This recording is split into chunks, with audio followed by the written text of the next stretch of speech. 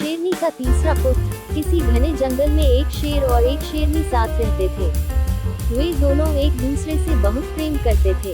हर दिन दोनों साथ में ही शिकार करने जाते और शिकार को मारकर साथ में बराबर बराबर खाते थे। दोनों के बीच में विश्वास और भरोसा भी खूब था। कुछ समय के बाद ही शेर और शेरनी दो पुत्रों के माता पिता भी बन गए। जब शेरनी ने बच्चों को जन्म दिया तो शेर ने उससे कहा कि अब से तुम शिकार पर मत जाना, घर पर रहकर खुद की और बच्चों की देखभाल करना। मैं अकेले ही हम सब के लिए शिकार लेकर आऊंगा। शेरनी ने भी शेर की बात मान ली और उस दिन से शेर अकेले ही शिकार के लिए जाने लगा। वहीं शेरनी घर पर रहती और बच्चों की देखभाल करती। बदकिस्मती से एक दिन शेर को कोई भी शिकार नहीं मिला। थक कर जब वह खाली हाथ घर की तरफ जा रहा था तो उसे रास्ते में लोमड़ी का एक बच्चा अकेले घूमता हुआ दिखाई दिया। उसने सोचा आज उसके पास शेरनी और बच्चों के लिए कोई भोजन नहीं है तो वह इस लोमड़ी के बच्चे को ही अपना शिकार बनाएगा। शेर ने लोमड़ी का बच्चा पकड़ा, लेकिन वह बहुत छोटा था जिस वजह से वह उसे मार नहीं सका। वह उसे जिंदा ही पकड़कर घर लेकर चला गया। शेरनी के पास पहुंचकर उसने बताया कि आज उसे एक भी शिकार नहीं। रास्ते में उसे ये लोमड़ी का बच्चा दिखाई दिया तो वह उसे ही मारकर खा जाए।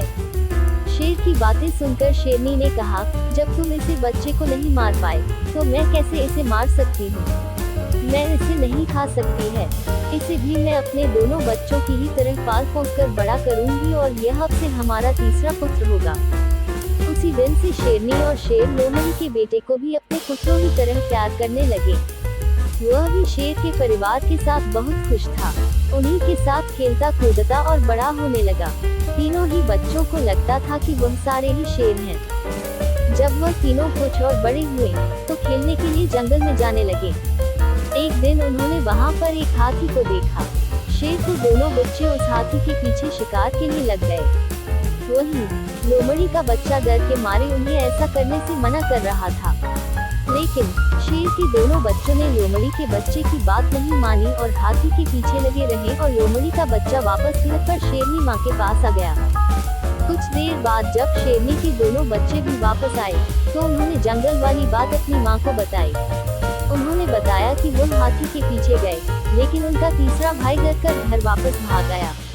इसे सुनकर लोमड़ी का बच्चा गुस्सा हो गया। उसने गुस्से में कहा कि तुम दोनों जो खुद को बहादुर बता रहे हो, मैं तुम दोनों को पटकर जमीन पर गिरा सकता हूँ। लोमड़ी के बच्चे की सुनकर शेरनी ने उसे समझाया कि उसे अपने भाइयों से इस तरह की बात नहीं करनी चाहिए। उसके भाई झूठ नहीं बोल रहे, बल्कि वे दोनों सच ही बता रहे हैं। शेरनी बात ही लोमड़ी के बच्चों को अच्छी नहीं लगी। गुस्से में उसने कहा, तो क्या आपको भी लगता है कि मैं डरपोक हूँ और हाथी को देखकर डर गया था। लोमड़ी के बच्चे की इस बात को सुनकर शेरनी उसे अकेले में ले गई और उसे उसके लोमड़ी होने का सच बताया। हमने तुम्हें भी अपने दोनों बच्चों की तरह ही बड़ा किया है, उन्हीं के साथ तुम्हारी भी परवरिश की है, लेकिन तुम लोमड़ी वंश के हो और अपने वंश के कारण ही तुम हाथी जैसे बड़े जानवर को देखकर डर गए और घर वापस भाग आए। वहीं तुम्हें दोनों भाई शेर के वंश के हैं, जिस वजह से वह हाथी का शिकार करने के लिए उसके पीछे भाग गए। शेरनी ने आगे कहा कि अभी तक तुम्हारे दोनों भाइयों को तुम्हारे लोमड़ी होने का पता नहीं है। जिस दिन उन्हें ये पता चलेगा वह तुम्हारा भी शिकार कर सकते हैं। इसलिए अच्छा होगा कि तुम यहाँ से जल्द ही भाग जाओ और अपनी जान बचा लो। शेरनी से अपने बारे में सच सुनकर लोमड़ी का बच्चा डर गया और मौका मिलते ही वह रात में वहाँ से छिपकर भाग गया। कहानी से सीख। शेरनी और शेर के तीसरे पुत्र की कहानी हमें ये सीख देती है कि काया और डरपोक वंशज के लोग अगर बहादुर लोगों के बीच भी रहें तो भी वह बहादुर नहीं बन सकते हैं। उनकी आदतों में उनकी वंशज की सोच और दक्षता की झलक बनी रह सकती है।